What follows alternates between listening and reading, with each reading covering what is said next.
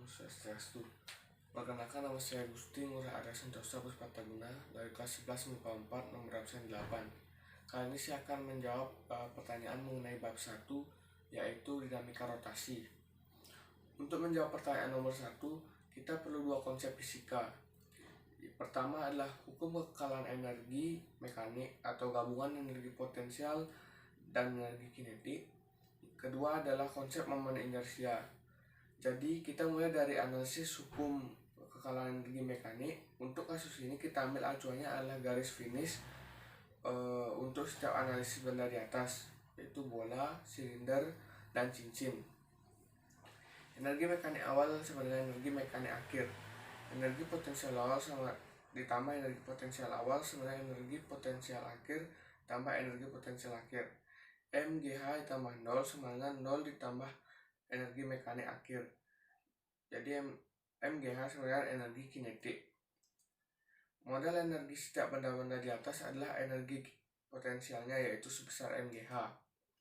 Nah, sekarang kita harus tahu bentuk energi kinetik setiap benda di atas, karena energi MGH inilah yang akan ditukar menjadi energi kinetik, dan selanjutnya kita dapat mengetahui kecepatan setiap benda di atas untuk menjawab pertanyaan balapan ini. Mari kita lanjutkan. Karena benda-benda di atas bergelinding, maka energi kinetik benda-benda di atas adalah gabungan energi kinetik translasi dan energi kinetik rotasinya. Secara matematis dapat ditulis sebagai berikut. Energi kinetik sama dengan energi kinetik translasi ditambah energi kinetik rotasi. Kita tahu bahwa energi kinetik translasi sama dengan 1/2 mv kuadrat. Energi kinetik rotasi sama dengan 1/2 Lv kuadrat. W sama dengan V per R. Didapatlah MGH sama dengan energi kinetik translasi ditambah energi kinetik rotasi. MGH sama dengan 1/2 mv kuadrat tambah 1/2 IV kuadrat per R kuadrat. MGH sama dengan setengah I per R kuadrat ditambah M dikali V kuadrat. Terlihat bahwa kecepatan benda-benda tersebut menggelinding ke bawah adalah V sama dengan akar 2 MGH per 1 per R kuadrat tambah M. Ternyata kecepatannya bergantung pada momen inersia. Lebih tepatnya kecepatan benda-benda tersebut berbanding terbalik terhadap I. Karena bola pingpong, kelereng, dan cincin memiliki momen inersia yang berbeda walaupun massa dan jari-jari mereka sama, maka dapat diketahui benda mana yang lebih dulu sampai ke garis finish jika momen inersia mereka diketahui pada rumus energi kinetik rotasi. Kita menyinggung besaran fisika momen inersia. Apa sih momen inersia itu?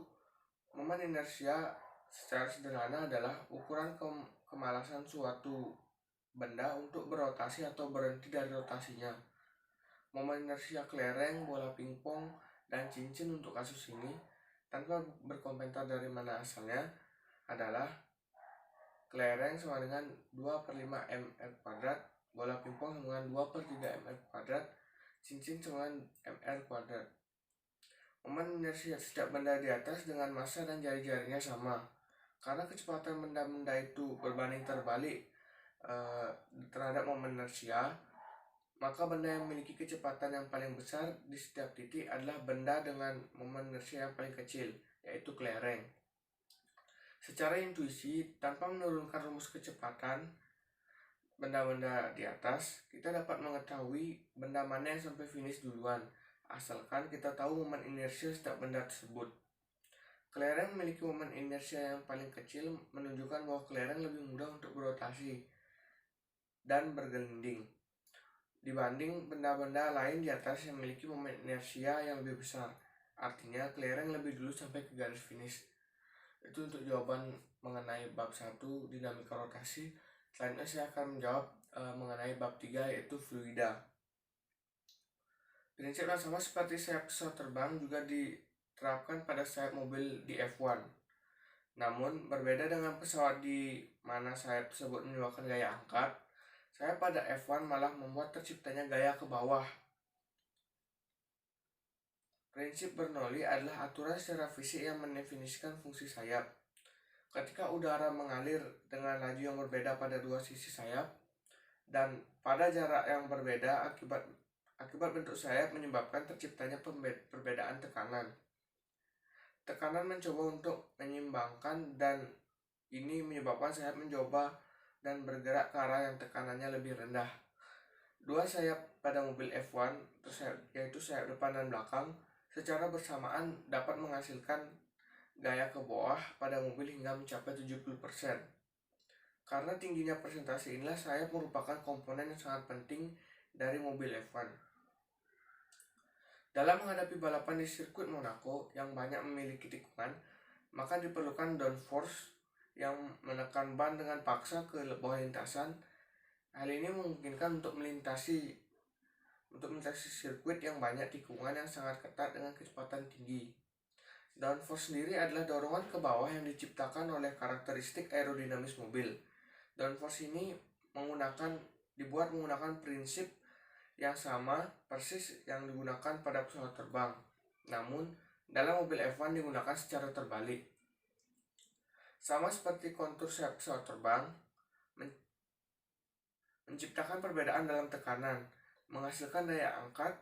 Begitu juga kontur sayap mobil F1 menciptakan perbedaan dalam tekanan dan menghasilkan daya tekan yang kuat. Sekian dari penjelasan saya. Jika ada salah kata, mohon untuk dipermaklumi.